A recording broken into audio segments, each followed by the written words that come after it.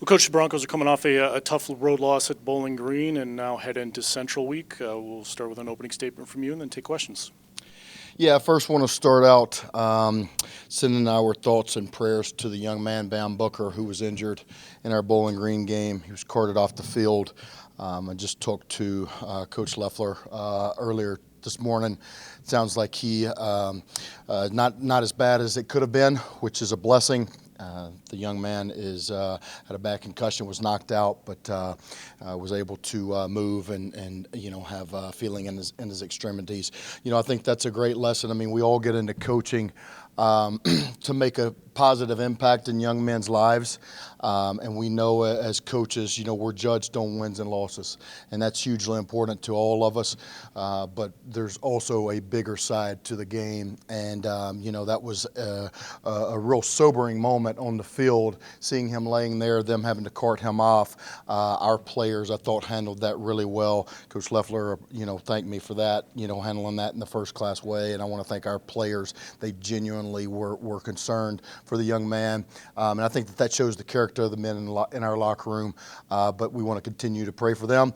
Listen, great win by Coach Leffler. I want to tip my hat to what he's done there at Bowling Green. I think he's done it the right way. They have really good players. They played at a high level. They executed at a high level. And, tip my hat to a really, really good football team who's playing at a high level. We did not coach or play well enough to win that football game. Unfortunately, the last two games, we've made uncharacteristic mistakes. And things that we didn't make in our first four MAC games when we were playing at a high level, and especially the turnovers. We're leading the MAC in turnover margin. We're leading the MAC in number of fumbles caused, and least number of turnovers given up. All those things, and then in our two biggest games, we have turnovers that were costly. They really cost us the football game. When you look at both football games, that one against Bowling Green really hinged on a sequence of plays. I mean, it's 7-3. We have the kickoff that we recover, which is a turnover. In plus territory, we're not able to turn that into any points. I mean, we get 0 points off of it. We have to punt. They go 89 yards down the field and score a touchdown. And then on their ensuing kickoff, one play later, we throw an interception. They turn it into 7 points. I mean, that's a 14 to 21 point swing right there, depending on how you look at the numbers. And that's huge. And unfortunately, we have not capitalized on those plays well enough in the last two games. It's my job as a head coach to make sure that we get those things cleaned up. And, very uncharacteristic of this team. Unfortunate. I mean, they were – our guys were hurt in that locker room. They wanted to win this game. They knew what it meant, how much it meant, how much that they had poured into putting themselves in this position. And that's one of the hard things about sports. Sometimes you prepare the right way, you do all the right things, and you don't play well enough to win. And I think that's a great lesson for us as we continue to grow. And, I want to say this. I mean, we can't forget how far this team has come, how much this team has grown. I mean, we have found ways to win games this year, which I think is exciting. We've taken huge steps of growth in our maturation for our team. And in only year two, nobody expected this team to be where it was in October and November. And listen, we're more upset than anybody. I mean, those guys in that locker room are not happy with the results on Tuesday night, on losing a game. But I want to commend them for where they are, how they fought, how they matured, because nobody picked us to be here. Nobody expected we would be playing meaningful games in November. And I think it's a testament to, the character and resolve in that locker room. Proud of that group, man. Really, really proud. Now we get to go play Central, and it's a big game that means a lot to a lot of people around here. When you have a rivalry game that you play for hardware and you're playing for the Cannon Trophy, it means a lot. And our players understand how much it means. I was excited to play in this game for the first time, to coach in this game for the first time last year, and it even exceeded my expectations. I mean, what it means to the fans in this community, to our, to Bronco Nation and our alumni, and also our players understand how much this game means, which is exciting. And I think it's the right game that we need right now at the right time in terms of to be able to flip the switch and switch gears to really get over two tough losses losses and really get back on focusing on going 1-0. And we can say this game doesn't mean more. It means more. It's a rivalry game. It will mean more for Central. It will mean more for us. Our guys know it. Their players know it. There's no way in getting around that. And we have to bring that same intensity that we have early in the season and that they did last year. But they understand how much this one means. I'm excited. I know Coach McElwain well. I was his graduate assistant at Alabama. He's a really good coach who's done a really, really great job. He will have his team ready to go. And believe me, that's a tough place to play on a action Tuesday night. And just got the word that we'll be on ESPN, so another nationally televised game for our guys to go out and play under the bright lights and really put forward what Bronco football and what the Bronco standard is all about. So excited to attack this week. That's what we're going to have to do, and ready for Central Week. Coach, looking at these last couple weeks, it seems as though the longer you guys have played into the season, teams have more tape on you guys. Seems like they've been able to, maybe kind of disrupt that offense. How do you guys now kind of maybe go back and make adjustments? I mean, we've seen this team make halftime adjustments, but now, maybe in-game adjustments to try and anticipate those changes that other teams are now making. Yeah, well, that's what you love about coaching football. You're playing chess, not checkers, and it's always a chess match. And we play against really good football teams, and the longer that you go on the season, the more tape that they have on you, the more tendencies that you do have, the more that you have on tape that they're going to be able to take advantage of, and you have to find ways to combat that. I think we did a great job of that early on, and I mean, when you look at it, 2 weeks ago against NIU, we play the #1 defense in the MAC. And, we had 211 yards rushing. We had 400 yards of offense. I mean, we had a lot of production against the top-rated defense in the MAC, which is really hard to do. You come back this week, against the #2 total defense in the league, and they had a nice plan to, really stop our run game. But it was also some things that we did that really hurt ourselves as much as anything. I think they executed, but we really, we didn't take care of the football. We had the one turnover early, and then just wasn't able to sustain drives and really convert on third downs. To me, that was the bigger issue in the game. Was not necessarily, our first and second down efficiency. It was more our critical downs in third and fourth downs, and then, in the red zone. When you look at, again, 2 very tough weeks, just what you guys have seen. I know it's, this is now only day 2 since you guys played Tuesday night, but just what you've seen, the response from the team to bounce back from another tough loss, to, get amped up for not only a big rivalry game, but obviously just another opportunity to try and get back in the win column. How have you really seen the guys respond after these 2 tough losses?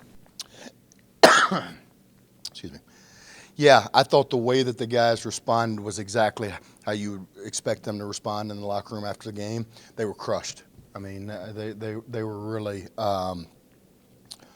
disappointed, really, in our last 2 performances. And I thought that they did a great job after NIU, reset and refocus, challenge them with how we respond. We will learn a lot about our football team.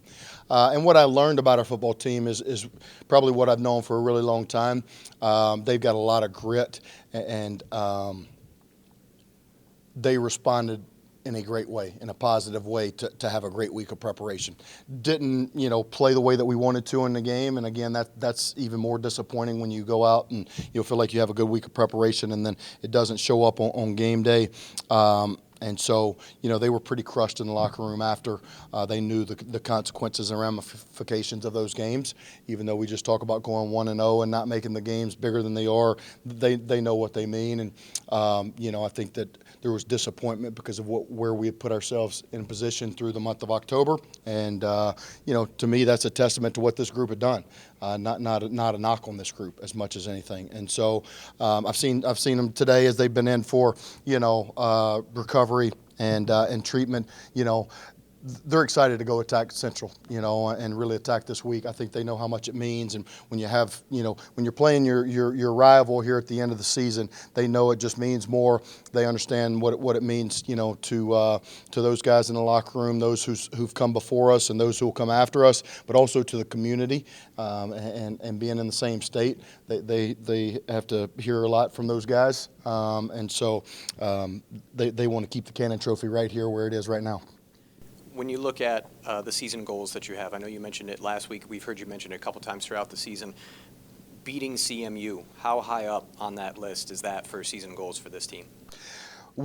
Beating Central and winning our rivalry games is always the top priority. I mean, as you talk about the pyramid of success and how you build out your goals, I mean, that's right up there as one of your first goals, and one that we talk about a lot because it's in-state rival. It's a rivalry game, and we have two in-state rivals where one you play for the Cannon Trophy, and then if you win both of them, you become you get the Michigan MAC Trophy, and I think our guys having tasted that last year to be able to win the Cannon Trophy and then to beat Eastern and have both of those trophies here and talk about those and be able to celebrate those. That's something that they had not done.